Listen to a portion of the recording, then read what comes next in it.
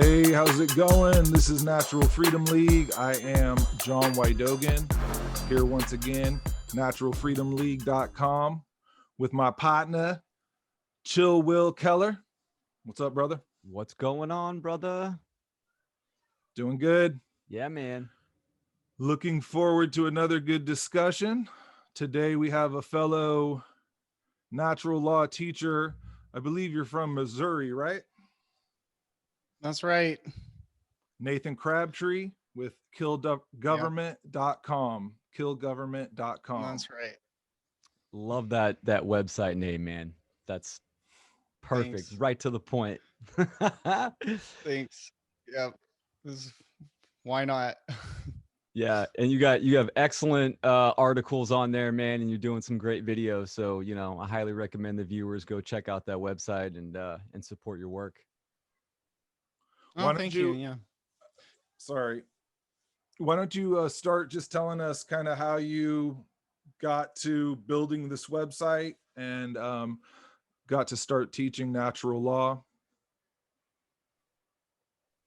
Yep. I thought of that as a very awesome discussion topic for today because a lot of the viewers will be very interested in the same vibe, teaching natural law.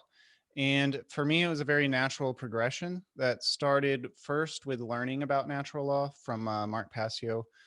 And shortly after that, and even beforehand, I started to get a keen sense that something was off and that there were forces at work in the world that were trying to use us all as their fuel, like, for a fire or something, just trying to burn us up to fuel their economy.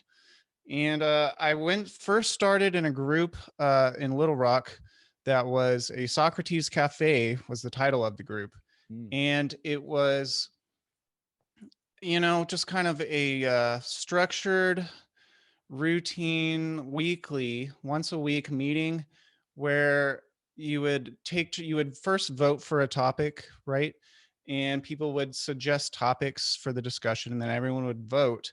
And then you would almost like passing a feather in a spiritual circle, but it was more like raise your hand, and then the leader will call on you and put you on a list, and then you'll speak your mind stuff.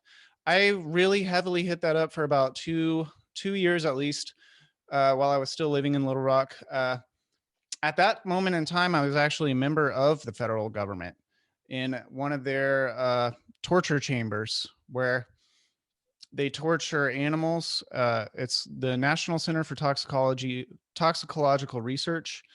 I was one of the order followers that was participating in their basically infinite loop of just killing animals, with horrendous torture. It was drug overdoses, amphetamine, and the research that I was a part of for my dissertation and stuff. And I was in one of those PhD programs. And at the time, I didn't understand natural law.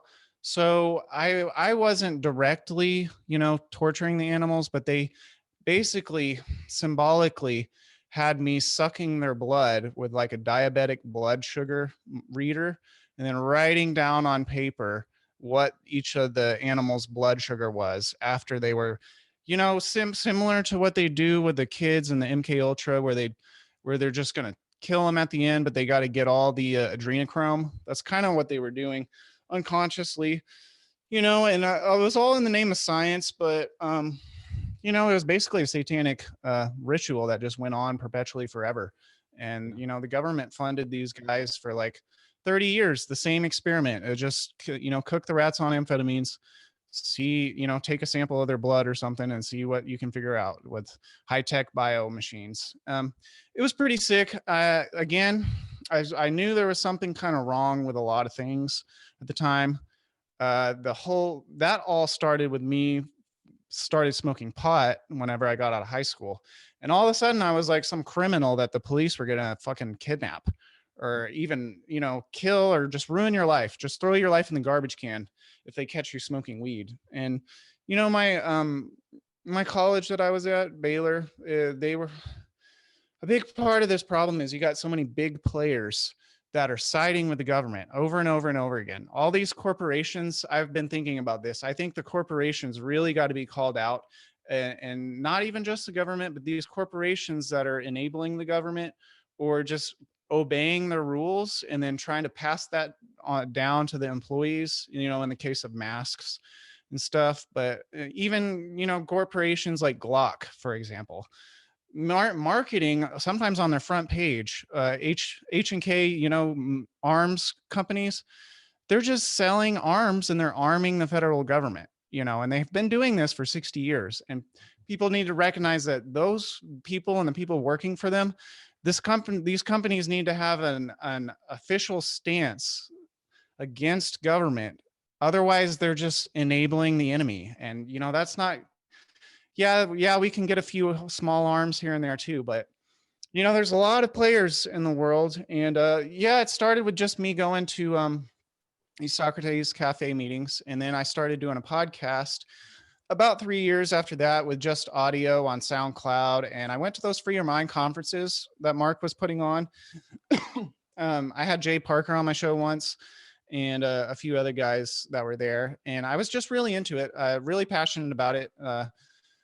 You know, easy for me to speak the truth, very logical mind, very good at, you know, grammar, English language, professional writing and stuff. And what I found when I would go to those Socrates Cafe meetings is it would be like the same discussion over and over again on repeat. And the people, a lot of them just didn't want to let go of them being right and the official narrative. And, you know, it was almost like banging your head against a brick wall, but I enjoyed it. I enjoyed it. So it wasn't, you know, in a bad way, banging my head against a brick wall. And, you know, I probably did have an effect on these people. That's a You know, good they way. can't forget what I said. That's a good way to get out there. You know, I mean, not that that opportunity exists now, but if you're in that, like, I mean, kind of like college setting, you know, it's almost like a open mic or something like that. Yeah, pretty much. So I started doing that at first, and then I kind of moved into the audio only podcast, and I was hosting my stuff on SoundCloud. And finally, you know, about 2 years ago, I guess it was now, maybe a year and a half ago, I got into the video podcasts, first on YouTube, but I could tell that YouTube was not the right platform. Before they started censoring everyone really heavily, I could just be like, yeah, this is come and gone. There's people on here with 10 million subscribers. I'm just having a hard time even picking up a few. So then I saw Library and I just went on Library, and I went through my old channel, Nathan's Freedom Zone. I actually burnt that one out, surprisingly. I had a lot of really great content. All my old SoundCloud stuff I put up there. You know, it goes back probably 4 years, Nathan's Freedom Zone. And what happened was I was scripting their blockchain using Linux computer programming, and I was uploading a whole bunch of classical music to my, you know, account, thinking I was going to make a whole bunch of money, which I actually probably I got about 50,000 of those library coins that way. But I went through the Mozart, Bach, you know, several others, and you know, their wallet software wasn't at the time developed enough to handle that many uploads. And so I actually burnt my wallet out. It wasn't working for months on end. So I just started a new channel on my laptop, the Anarchy channel on Library, which is my channel. And, you know, I was thinking about it more and more, and I was like, how can I take my podcasting up to the next, take it up a notch, you know, so it's more getting more viewers and stuff, you know, because I've had a really low audience, very, you know, small number of subscribers. I think my main channel, Anarchy, and BitChute, I'm Kill Government, but I've only got 30 subscribers on Kill Government, and I've got about 250 or so on Library. You know, but part of that is because I wasn't in one place, and you know, I had my old channel, which kind of died, Nathan's Freedom Zone. I had some momentum going on that, and then I had to switch it into, you know, Anarchy and Kill Government. So I finally thought of how I'm going to, you know, make my own domain name, because that was a big part of, you know, what Mark was focusing on, was got to have your own domain name and have a homepage for all of your message and stuff. And I was trying to come up with, you know, the most succinct and get to the point and what do I want to accomplish in life with this website. And I was like, well, okay, let's end government or make government die. I was like, makegovernmentdie.com. And I thought maybe .now would actually be a better URL, but that wasn't available. So I just finally, I kind of shorted it down to the point. I was like, killgovernment.com.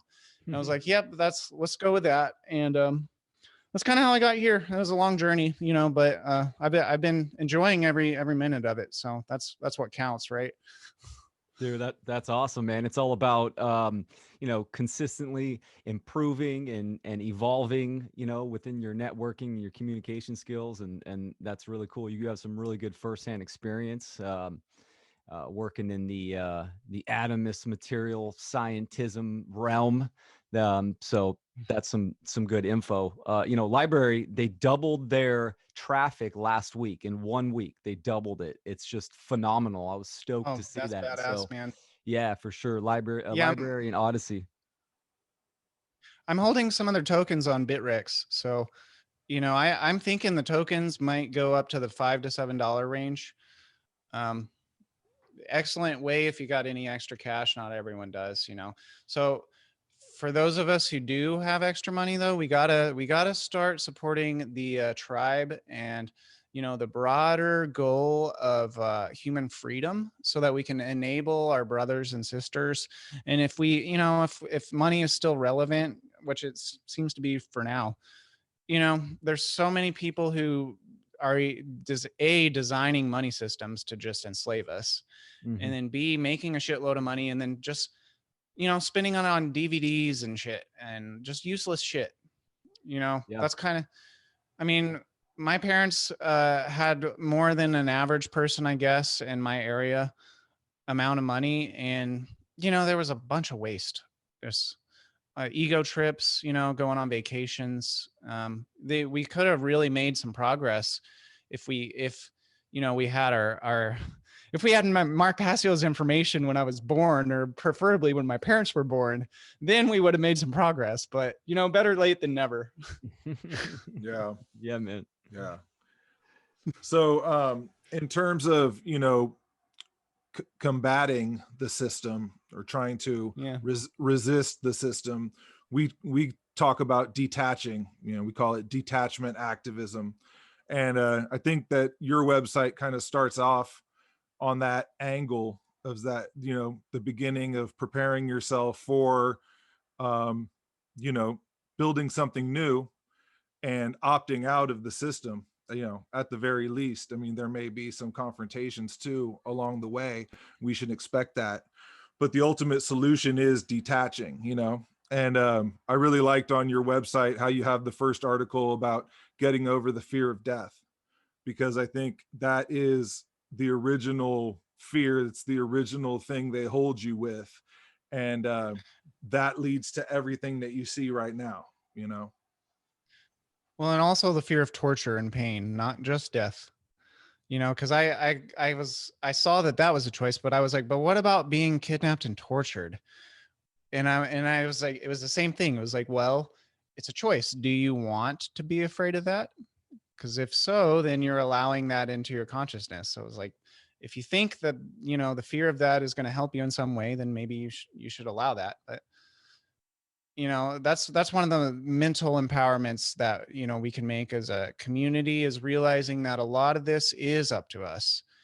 And I think for, you know, dealing with the system and its collapse, a big part of there's so many different energies and approaches, and a combination of all of these approaches should be taken.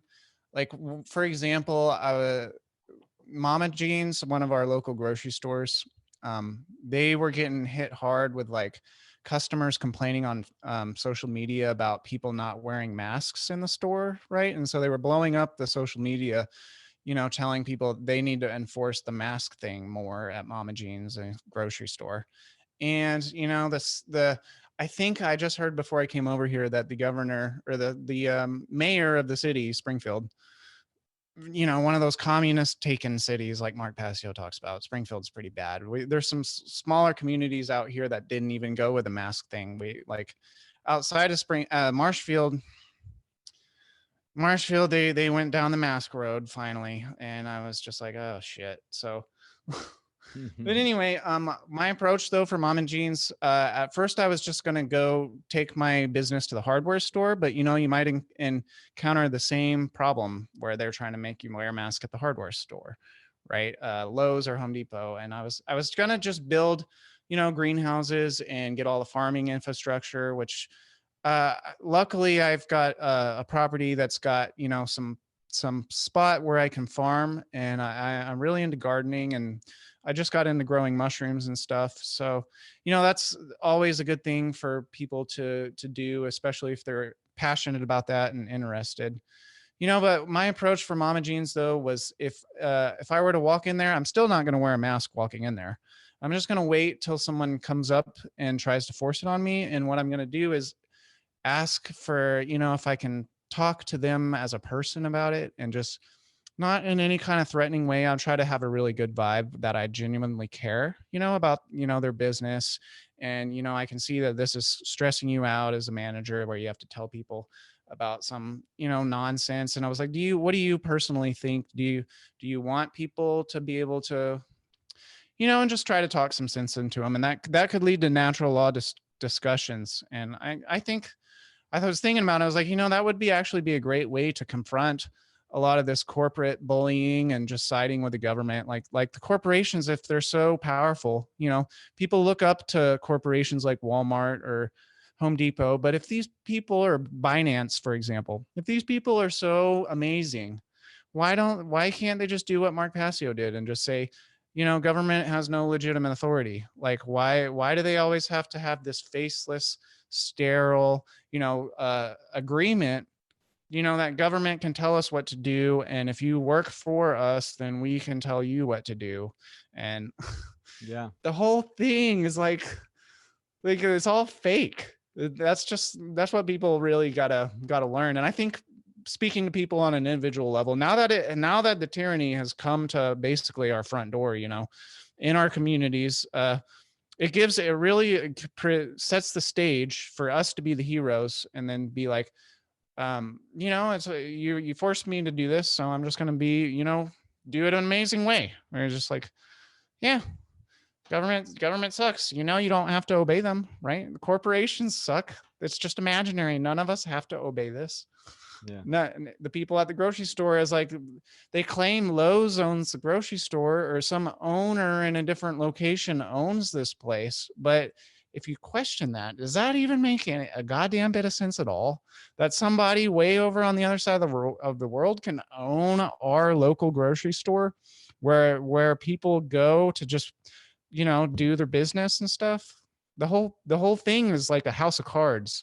And, you know, we can just take every opportunity to, like what you guys are doing with the one great work and everything. Just whatever opportunity we got, you know, just deprogram people slowly but surely. It might be a cop that you're deprogramming, you know. One way or another, we'll get it done though. I feel like you know, those psychopaths, they can just keep pushing and pushing and pushing, but at some point, you know, they're gonna hit a wall at some point where there's some of us who can't be pushed over. And, you know, it's come down to the line, and I feel like it's, you know, the time now is the time for us to be the hero. And isn't that what a lot of us, I'm a Leo, I guess. I mean, that's what people tell me. You know, I was born in August, similar to Mark. Actually, I was August 15th. I think Mark was like the 13th, or, you know, something like that. But I don't know. They tell me I'm a natural, like, stage. I like to be an actor, or, you know how Leos are. But Yeah. so I always liked action movies. So I was like, hey, now I got a chance to be the star of my own action movie.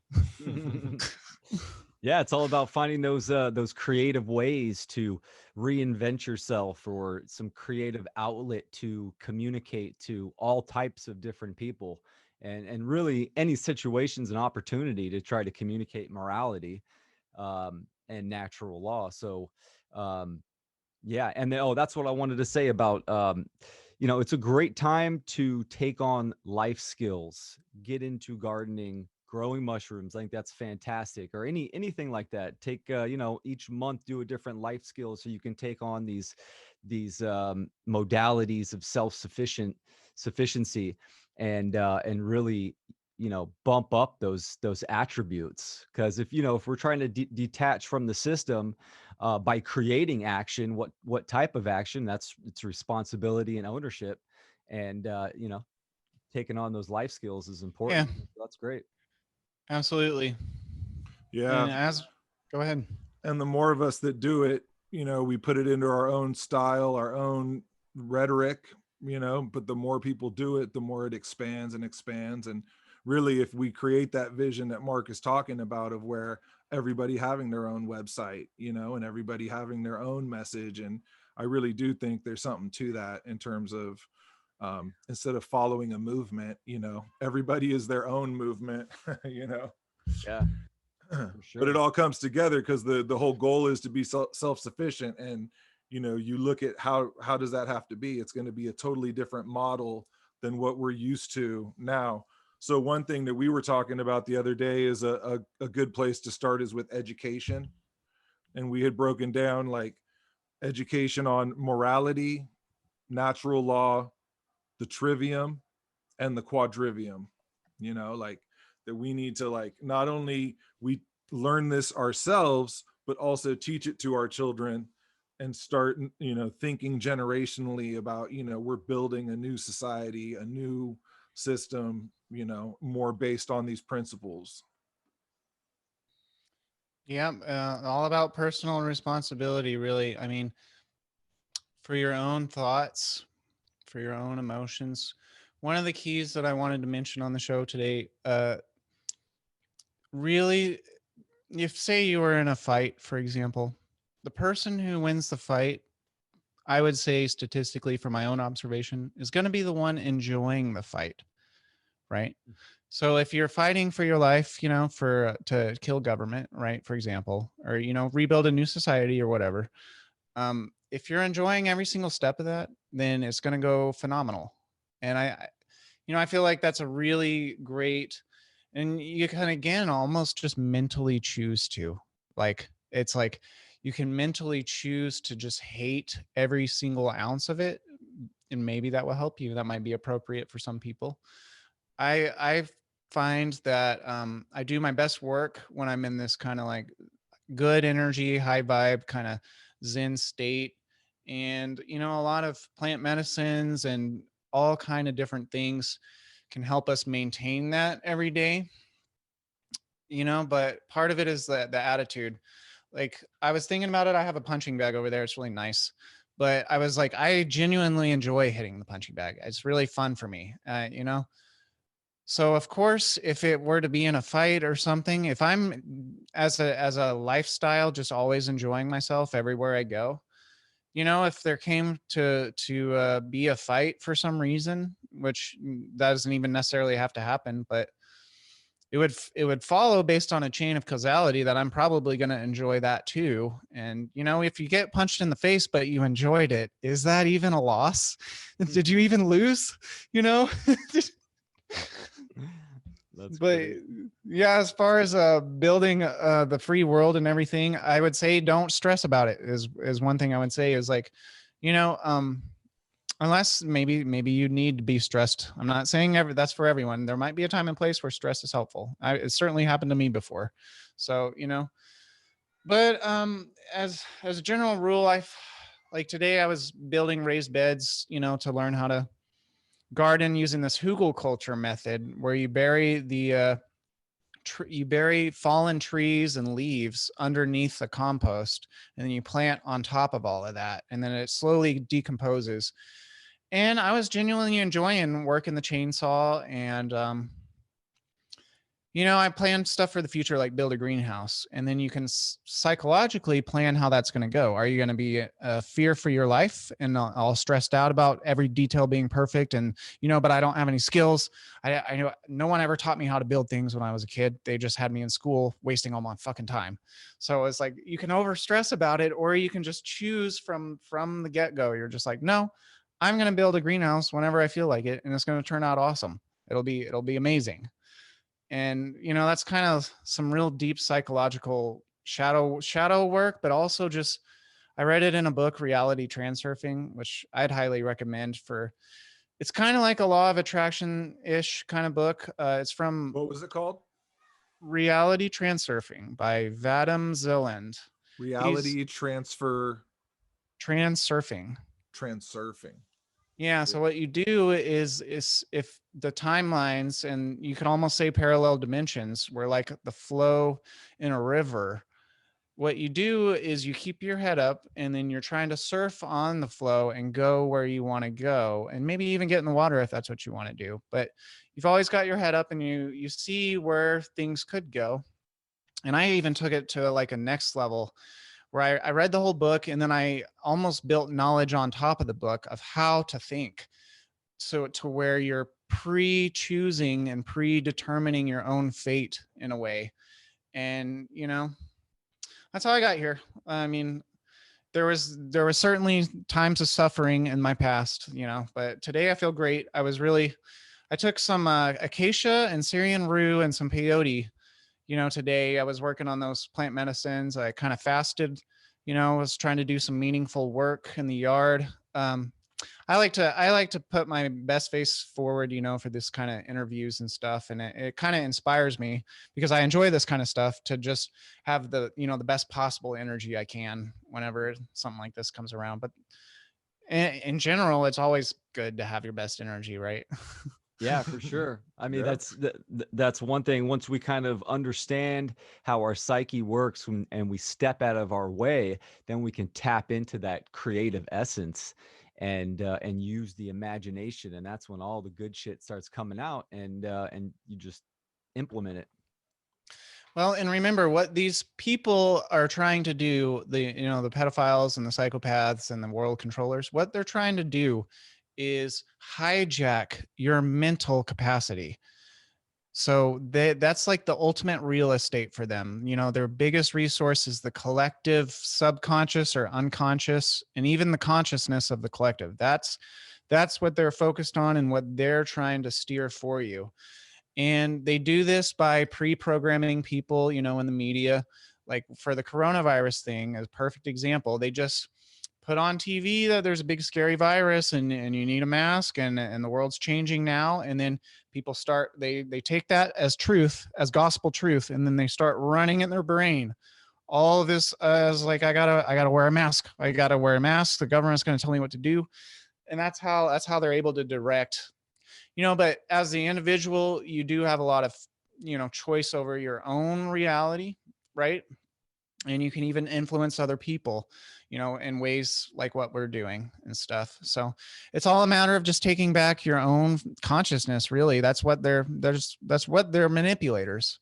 They can't show up at everyone's door and then break into their house and steal all their bread. They only have like one body, I guess. They can't. That's not. They gotta get you so afraid that you just subconsciously fuck it up, because you're so in fear of everything that they're trying to throw at you. I think people think that too. They think, government's this big scary monster, and if they don't do what they say, that someone will knock on my door and fucking come in and grab me and stuff, and they live in this constant state of fear. And gotta have courage, and also self-love and self-respect. So, and again, if someone does show up at your door, you could take that as an opportunity to like educate that person. Sure. I did it once. They were trying to get me to fill out a census or something, right? And they never did that to me before, but they mailed it to my house, and it was like tell me everyone who lives here, and we got to know all this shit. And I just threw it away over and over again. And then finally they sent me a letter. It was like, if you don't do that, someone's going to show up at your house. And I was like, yeah, they came finally someone did show up. Yeah, they came into my house too, man. Pretty persistent. Really? Well, someone finally did, and I was just like, I just educated on natural law, and I was like, do they think that this is their house?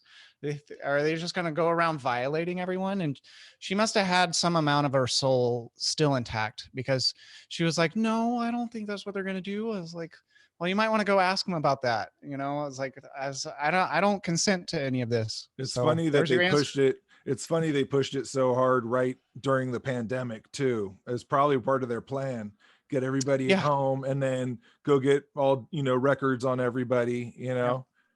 Hey, I wanted to say the thing about the plant medicine is that that'll definitely help you get over the fear of death. You know what I mean? You're Yeah. like, there's something else going on, you know what I mean? Right. For So sure. it's definitely like that state of mind. Like if you've been there and you understand it and it was good to you, then, it's easier to like stand in our truth, and I think that's the other thing about like feeling like a superhero is when you're seeking truth. You're seeking truth. You're facing the truth no matter how dark it is.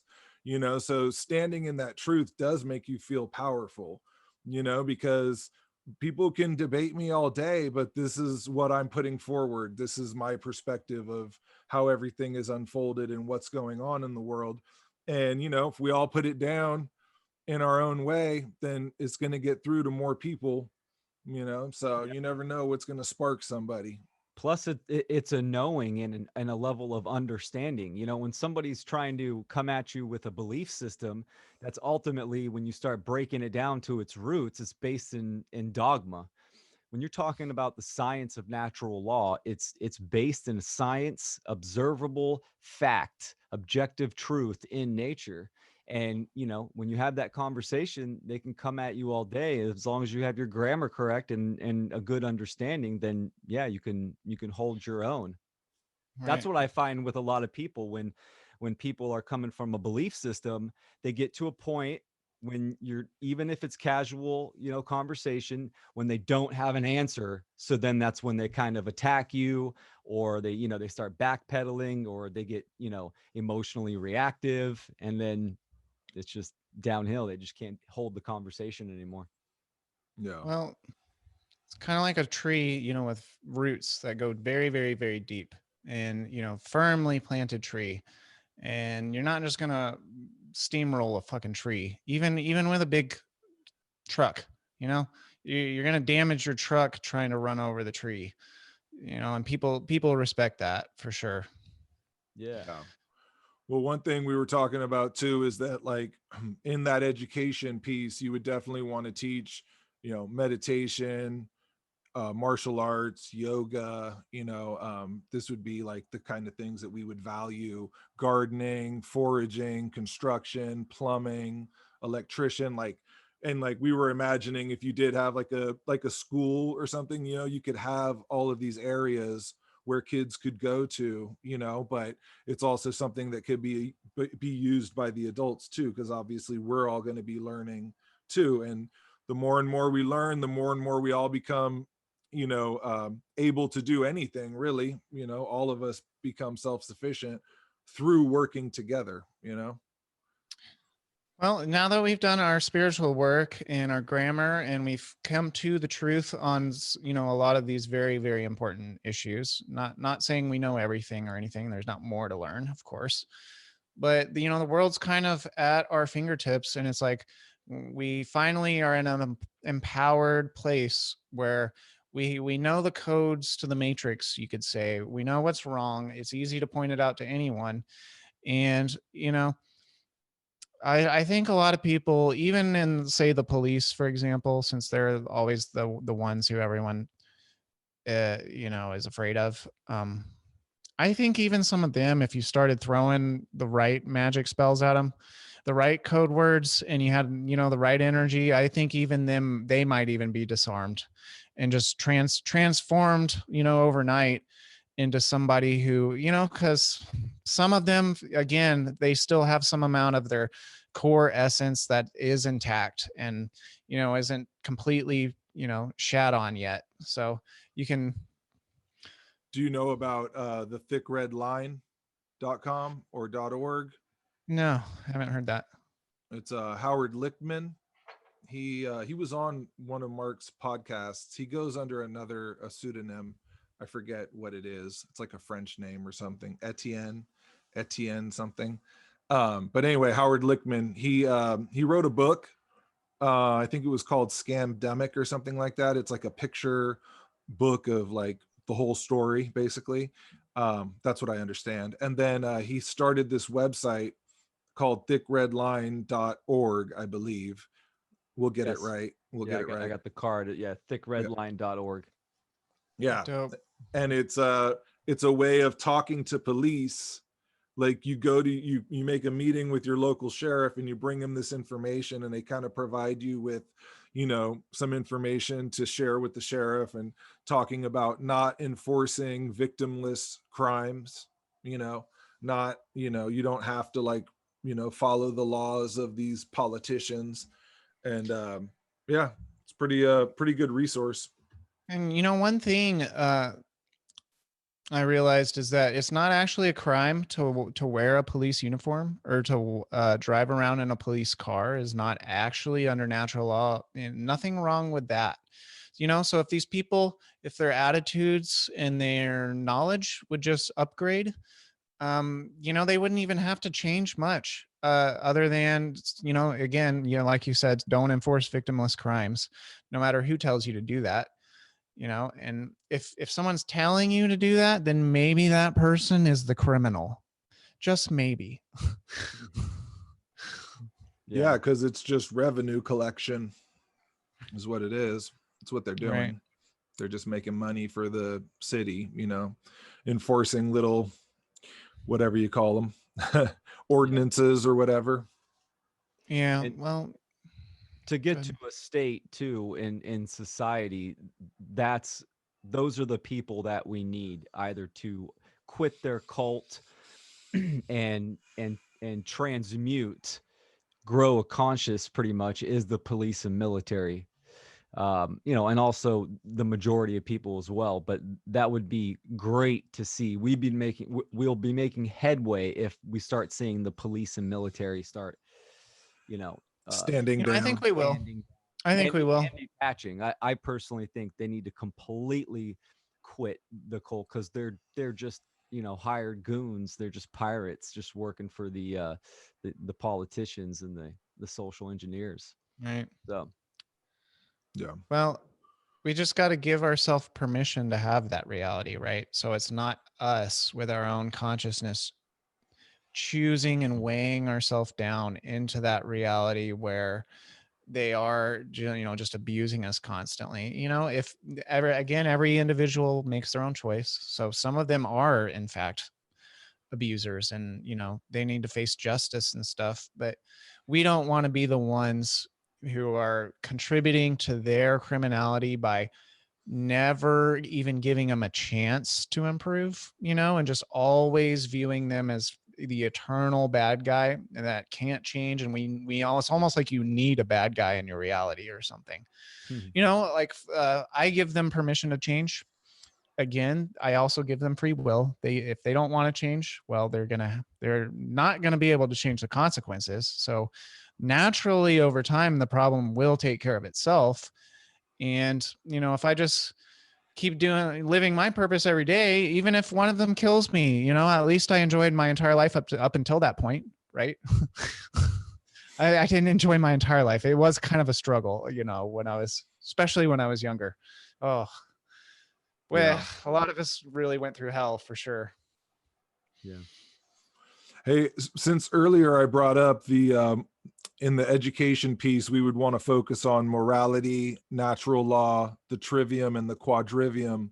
Will, can you break down the trivium and the quadrivium for us real quick? Yeah, the trivium is a method of truth discovery, and it is grammar, logic, and rhetoric. Or in a more modern term, you can use it as input information, process that information, and output your conclusion into your behavior. And then the quadrivium is what topics?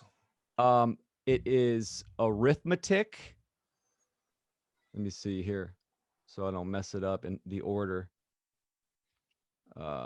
Arithmetic. Where is it? Arithmetic, geometry, music, and astronomy. So, and ultimately, the true trivium would be utilizing the five senses the classical trivium and the quadrivium. So all three of those together, then you have the golden, the pure trivium. But those are the steps broken down. Yeah. One thing I can add to that, on my website, killgovernment.com, I recently had an interview with this guy Matrick, who was I met him at the Free Your Mind conferences, and we actually did a podcast way back in the day. You can find it on Nathan's Freedom Zone if you look back in my history, but on Library, that is, Nathan's Freedom Zone. But anyway, he wrote an article. This was his own work. I just published it on Kill Government. It's about he titled it The Road to Freedom. So that's in the blog section. And he kind of took the trivium idea and quadrivium, and he added to that his own pentivium, hexivium, and I think he took it up to 7, or maybe he might have just stopped at 7 probably.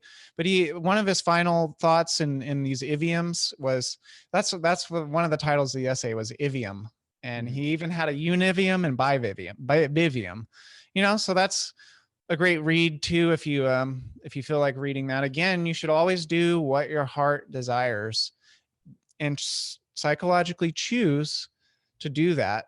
And also psychologically choose to have mind heart coherence. What I learned from reality transurfing is when you got mind heart coherence, that's when you're able to change the reality all around you. Absolutely. But that's just a choice. Again, it's like you just choose to have mind heart coherence at all times, and then everything's probably going to be fine. Yeah, then that's the goal of the dominion of self, or self mastery, is having your thoughts, emotions, and actions in unison.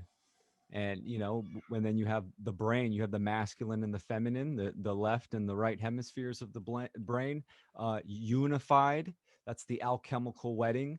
And where you have an analytical and a holistic, your intellect and your intuition are married and unified. So then you can use your emotions as a moral compass to help guide you, and then implement your behavior and action. Yeah. When you mentioned that book, reality transurfing, and you were talking about knowing how to think, I think that's what you said. Another that reminded me, and I mentioned this man a lot, is Rudolf Steiner. He goes in depth into thinking, and then using the thinking faculties to reach the spiritual realm. It's there's a whole meditation practices that he gives you. And another connection there is he talks about focusing on the heart when you're meditating, which when I used to when I always meditated kind of focused here, but his meditation is more focused from the heart. So it's interesting. It's just another connection. But for me, that took it to a different level of understanding of kind of opening all the chakras, and raising your consciousness that way. And Rudolf Steiner specifically he calls it spiritual science. So he's trying to show you how through the scientific senses and those faculties, we have these higher faculties of imagination, intuition. So needs to be developed for sure. Yeah, I like to use the trifecta, the triforce, which is meditation, contemplation, and imagination. So I use techniques for all three of those, and that kind of keeps me grounded and centered, and activates certain parts of the intellect and the emotions as well, and manifestation using your imagination. So some techniques. Yeah.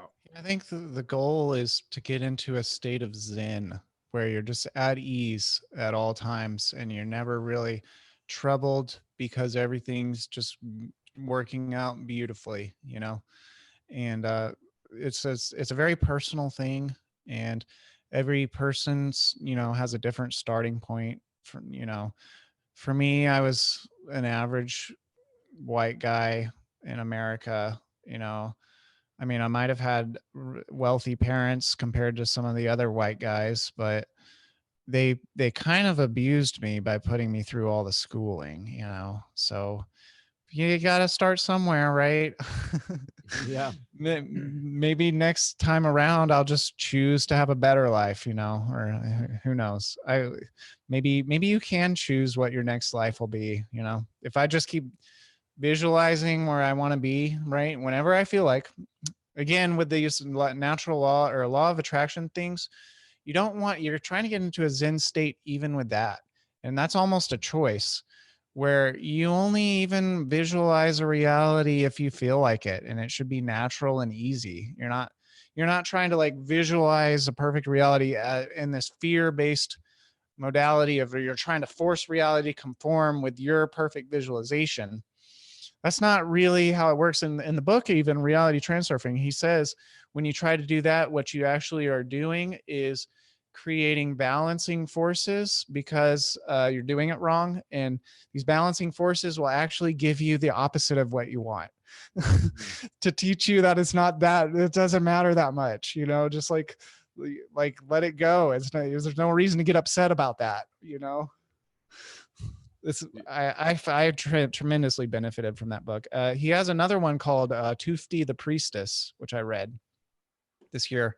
It's a new one. The reality transurfing is pretty old, but yeah, the Tufti book, kind of what you're trying to do, and he actually has a female persona in that book, so it's like a goddess speaking to you, but her method was basically like you visualize the moment ahead of time. You visualize how you know, if, like, for example, if I was to come here to do this interview, and I did this on the way here, I actually did this, but you know, what you do is you just visualize using language too, not just a visualization. All of it has to be in agreement of the meeting's going to go perfect and it's going to be really enjoyable, and I don't have to worry about anything. I don't need to be nervous. I don't need to fuck it up in any way. And then you just kind of like taking power back of your own dream space in your own mind, and you're mind controlling yourself basically, which is the only mind you should be really directly coercing into some form of order, right? Is your own. So, Yeah. but it has a tremendously powerful effect when you finally get it down and you're not chaos, anarchy in your mind, which, you know, we learned about that from Mark Passio too. So Yeah, that's a great technique. I first discovered that technique when I was doing track and field in high school, and I was a sprinter, and we would kind of all go off individually on our own and just relax the body and visualize how the race was going to go. And we would actually even clinch up certain muscles, like as your arms are pumping, and you'd clinch the left and the right when you're pumping your arms as you're playing out the race. And I felt like it gave me a sense of confidence, and I was relaxed and then extra focused. Because if you get really deep into it and you get into a deep state of visualization, you've already kind of played it out in your head, so you're way more relaxed and just can nail it. for You know what's sure. funny is I remember being in 6th grade and just kind of innately knowing that, like knowing that I get up in the morning and say, all right, you're going to have a good day. You're going to introduce yourself to people. You're going to, and I would kind of talk myself into like, I dressed kind of nice, and I'd go to school and I'd have a great day, and like, I knew that innately at a certain age. And then I think you lose it, you start doubting yourself, and I think we're kind of, you always have it, you're always aware of it, but it's like strengthening that part of you, that is getting in line with natural law, getting in line with spiritual law. Well, one amazing thing that I can share with the audience, I don't know if everyone's figured this out yet, but I'm just going to share it just in case everyone hasn't figured this out yet. But I used to be really fucked up all the time because I was constantly worried about not having any girls in my life, right? And I always felt alone and miserable and frustrated sexually. You know, what I finally learned, and that went on for 20 something years on end. It was like literally endless. And I thought I was never going to get over it. But what I finally learned with the help of peyote and ayahuasca and cannabis too, and mushrooms, what I finally learned, and it solved the problem permanently, like, was that I can just visualize almost, and this was part of it, not the full, not the totality of it, but you can visualize yourself being with girls.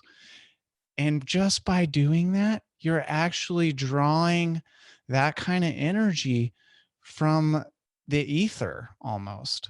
And I call that my feminine side is what how I refer to it now. Like I would always want a girlfriend, and then oh gosh, the peyote, man. If you ever get a chance to do the peyote ceremonies, we have them down the road at this New Haven Native American church. And I'm actually helping them with their website to do like an online university and, eventually get it to where you can just go through their program and get peyote shipped to you, right?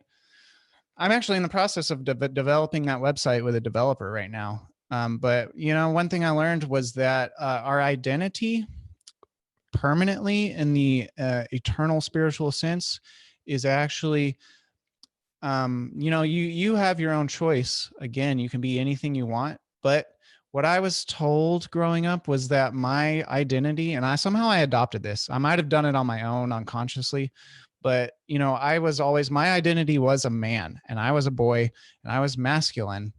And I was, therefore, in order to balance that out, I needed something from the external environment to balance that out. And it actually, just by needing that from other people, there's some sort of built-in mechanism to where other people see that as a weakness, and then they turn and run the opposite way. And I was just unconsciously hitting that wall for 20 years. And that was way more difficult than even killing the government. Even killing the government, it was after I solved that one for good, I was like, oh my God, I could fucking do anything after I figured that out. So, I wrote about an article about that on Steemit. My account name on Steemit is crystal-spider with a dash, a hyphen.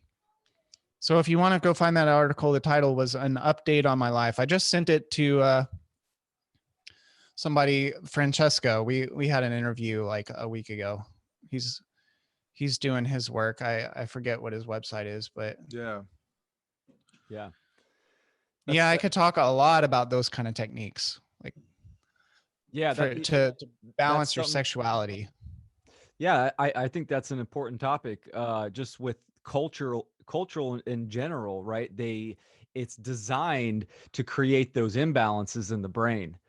And we all have masculine and feminine characteristics and qualities inside us. This is a law principle in nature, and that's a huge part of brain balance and emotional stability.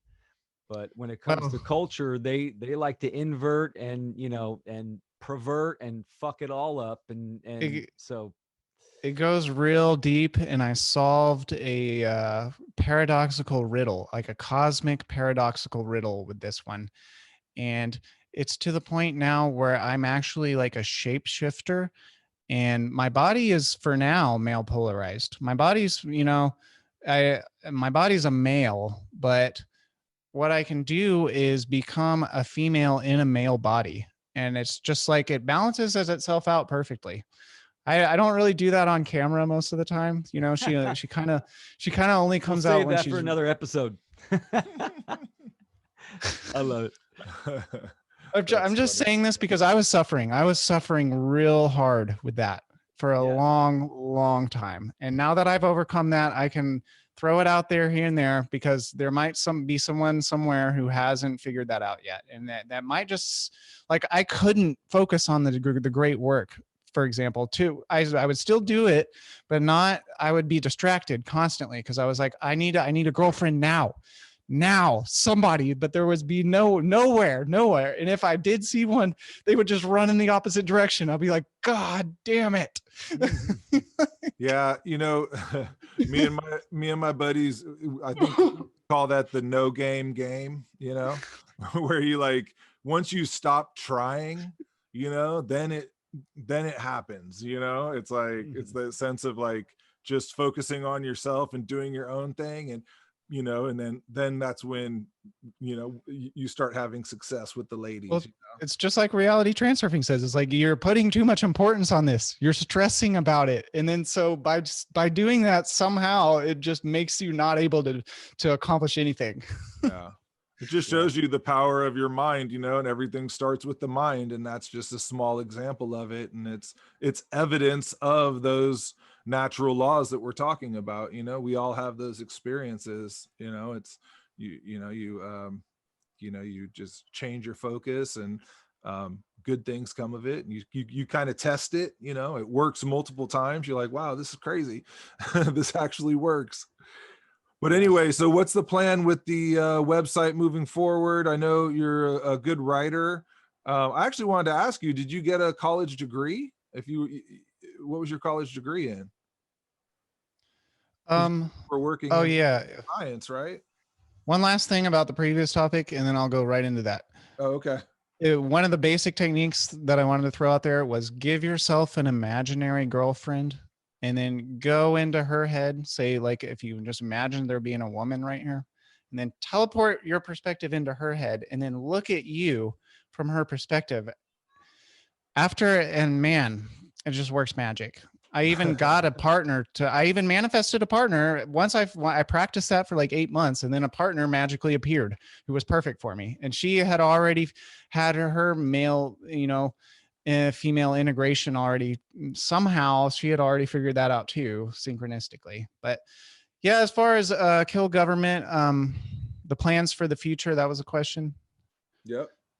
Okay, well, so what I'm going to do with Kill Government is basically that website was intended to be everything, all the government hatred and all the information about what government is and how we can overcome it. It was going to be for that website. I was going to make another website, and I'm just kind of debating on what the domain name should be right now, whether it should be More Hot Vegan Anarchists or just hotvegananarchist.com. So it'll be like, okay, you're telling the universe what you don't want. Kill government. We're getting rid of that. Now, what do you want?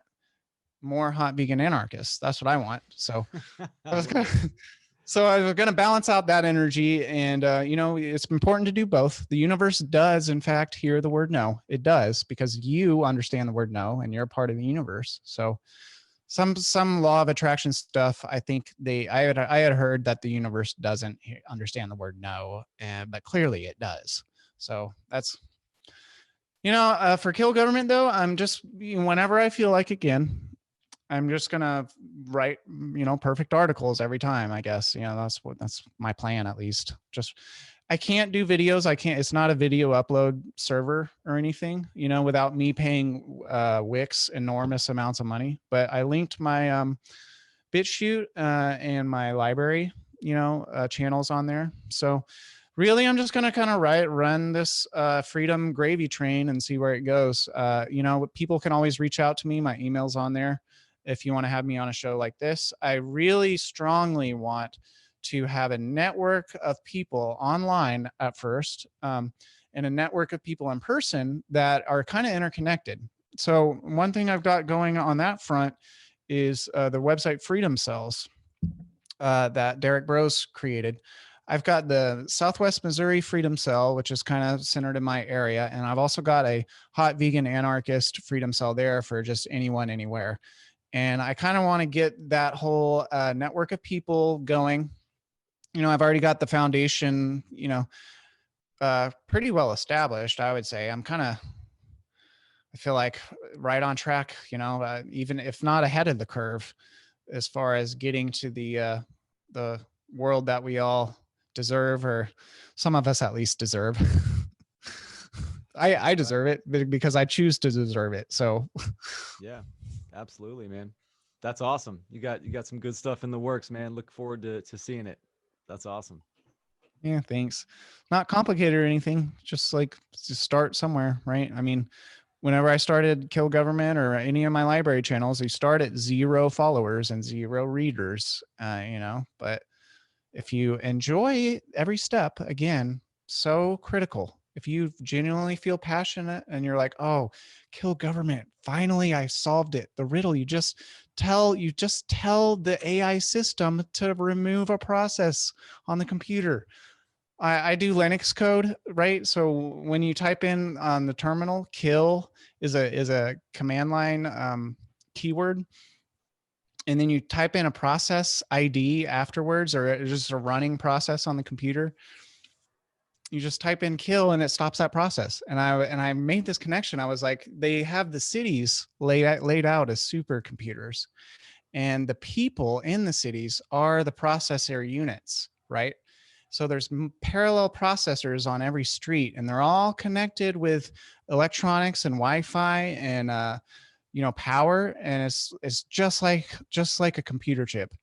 And I was even feeling I would take enormous amounts of psychedelics and then go running at night for like miles down the street, and sometimes through people's backyards and stuff. And God, I learned so much stuff in 1 year. It was crazy, but I just concluded. I was like, oh, I can just type in kill government and it might go away.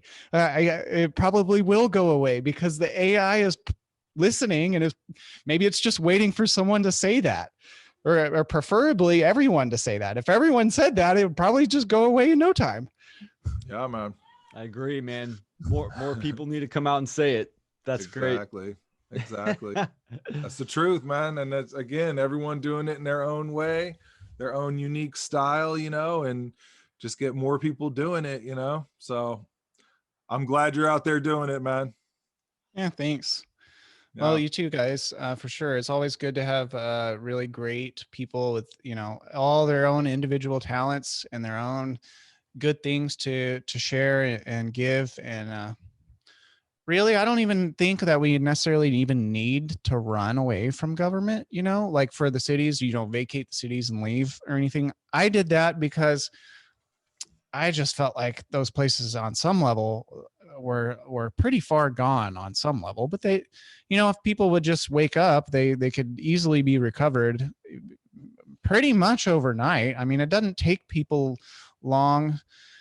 They went and built a bunch of buildings that shouldn't be there, like the banks and stuff, but maybe they could turn that building into something else, like a house for a homeless person, right? A homeless person would be thankful to stay in a bank, even if it's not really set up as a house, Yeah, sure. Absolutely. Recycle, reuse, kill the government. And living in nature definitely is going to speed up the process, though. You know what I mean? If those cities are built to keep you trapped mentally, especially when they got that Wi-Fi going. The Wi-Fi, sometimes I would feel it. And I was there today. I didn't feel it, but I was taking a lot of psychedelics. Acacia and Syrian Rue, man. I can't recommend that enough. They're legal too. You can just order them right now. But God, I had so much power that I didn't even feel the EMF today. Some days, especially coming up to now, maybe I should just tell myself I don't feel it from now on. But I was directly perceiving all the EMF, and I make Organite, which kind of helps with that. It helps you to become much more sensitized to like other dimensional things. Like some of the Organite tools I make, they seem to be like giving me extra energy, and just like they're like batteries or something. And I was like, it's not even me doing it, it's the Organite doing it. But Jay Parker kind of he turned me on to the Organite at the Free Your Mind conferences, and I bought one of his pyramids and I had it in a backpack. And all of a sudden I walked around the place for 2 hours with it in the backpack, And all of a sudden I was like sick. I was like, what the fuck? The whole place is spinning around this backpack. And I got kind of high on cannabis, and I was playing guitar, and it was like the Organite pyramid was playing the guitar for me. Like, so, I had to take the backpack. That was when I first was exposed to it, but those free of mind conferences had the best fucking energy. The only thing that kind of competes with that I've encountered so far is, I mean, my house has really great energy, but this New Haven Native American church, we were doing these peyote ceremonies with like 50 people. And we just hang out, drink as much fucking peyote, or get so goddamn loaded on peyote. I even barfed a few times. But there's magical, so many tools freely available for you to choose, and they're gifts.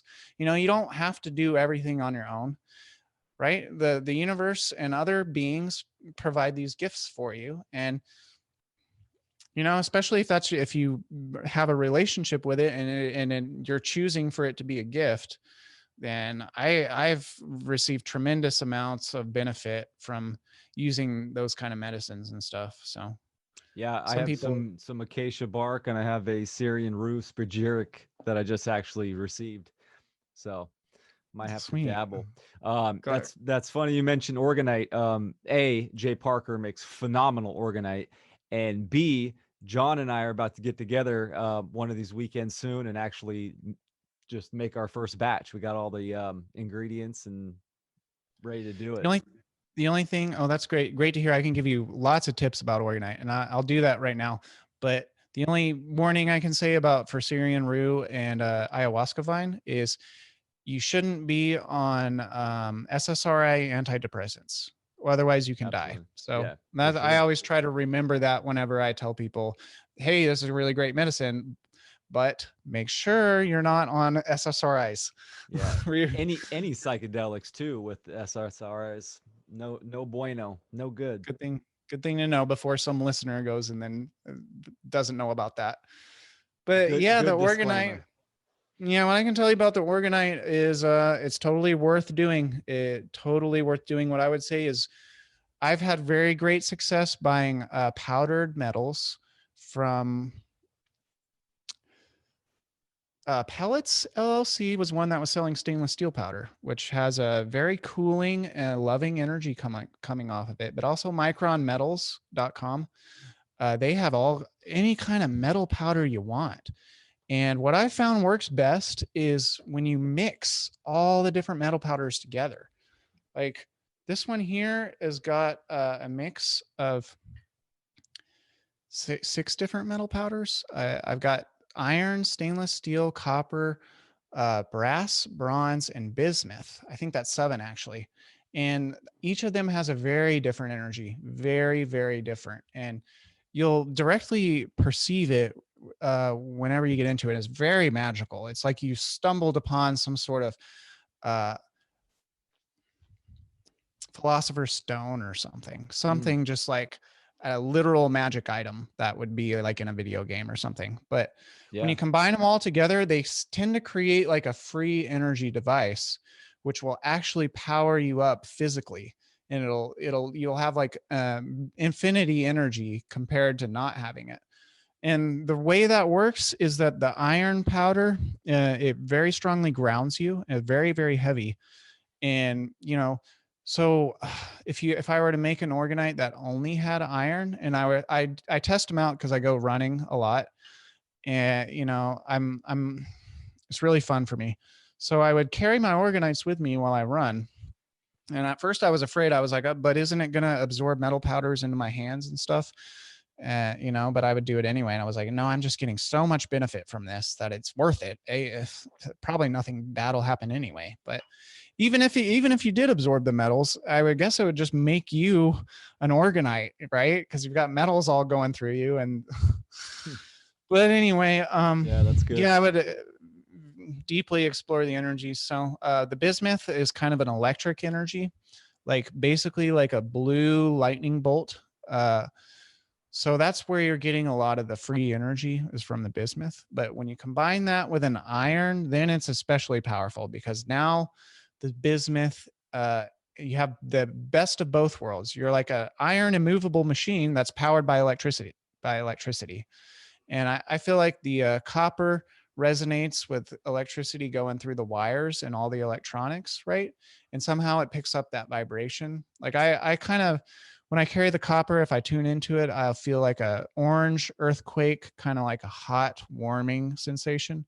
Whereas the stainless steel is very cool and loving, very bright white. It radiates out in the third eye in the mind. You can kind of see, directly perceive. At least that's been my experience. So That's I'm reading fascinating. I'm reading a book. The woman we had on her YouTube page is called The Human Frequency. Her name's Sharon Daphna. She wrote a book. They went and they Organite gifted all up the coast, and they used it for the purpose of affecting the weather and combating the the negative well, DOR, she calls it, the deadly orgone radiation, which is what all the Wi-Fi and all that stuff puts out. The cities, she said, the cities, part of the reason the cities don't get rain is because all of the radiation coming off the cities like makes the rain go opposite directions. well, Not to mention the climate engineering. But yeah, that's her take, is that it can impact the weather. It basically combats the deadly radiation. well, it certainly helps if you're stuck in an area like that. It certainly helps you to not be bombarded by that, and it takes a bit of a brunt. It's almost like putting a distance, a force field, if you think about it, between you and all this external shit going on. That's very calming, and again, is very, especially all of the different metals, powdered metals preferably. I mean, you got to be focused when you're making it, because there is some sort of toxic profile for a lot of this. I used a gas mask with the and I do it outdoors. One of the types of resin, the polyester resin, is horrifically fumy and toxic. I liked the way that it turned out. It feels more like a stone. Like it just feels, the other one kind of has a little plastic glaze and it feels more plasticky. And you can also, if you go with the polyester, you can get more metals into it before the liquid kind of saturates. So the other one is epoxy. It's a lot easier to work with. You can't use it on certain molds, but if you get a floppy mold, like this one was a floppy silicone mold, the epoxy is a great choice because it's much less toxic. It's not, you could probably get away with no gas mask. Just put a fan on it outside. Always do it outside because it's very, very messy, especially when you get into the powdered metals and stuff. But that's kind of what I heard. And this was a tip from Jay Parker, is you want to go with the powdered heavy metals. But as far as the weather goes, God, I observe it. And if one great way that you need something to compare to, basically. If you're always in the city, you're not going to notice these things. But if you go an hour and a half outside of the city to some beautiful natural area, or at least a place that has less of that, you will feel in your entire physiology, like your heart will feel it, your head will feel it, all of it will feel this vibe shift. And it's like the very distinct vibe. And I feel like it is a harmful vibe, and that something needs to be done to overcome this. This was a big mess that people created. They created this mess over the course of thousands of years, right? And that's where it led, but that doesn't mean there's not some way to overcome it. Walking around with your own Organite thing it helped for me. I actually have a headband, and even with all the Organite I would carry on my body, but like somehow I was sensitive enough to where I needed a headband that had little discs of Organite in it, because the EMF was still getting my head. It was still getting me ahead, even with these big ones walking around and stuff. So, you get more sensitive to it over time, especially if you get into the Organite and stuff. But I've noticed driving into the city with the chemtrails that like the cities are these vortexes and they attract chemtrails somehow. Somehow all the aluminum gets sucked into the city, and you can see these spirals radiating out from the city and like spinning around it. And if you go, it's like if you drive an hour and a half to the middle of the country, there's no fucking chemtrails and it's a bright sunny day.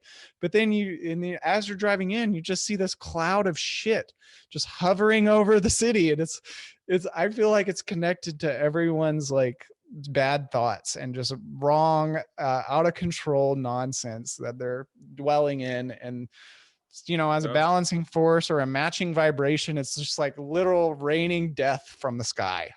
Yeah, for sure.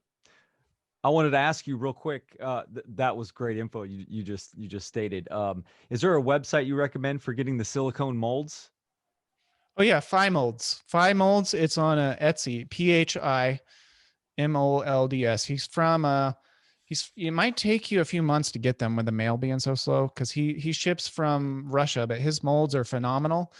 Again, you got to have the silicone floppy molds if you're going to use epoxy resin, because the epoxy will stick to his hard plastic, but you can make pyramids out of them. I've got a lot of good stuff here.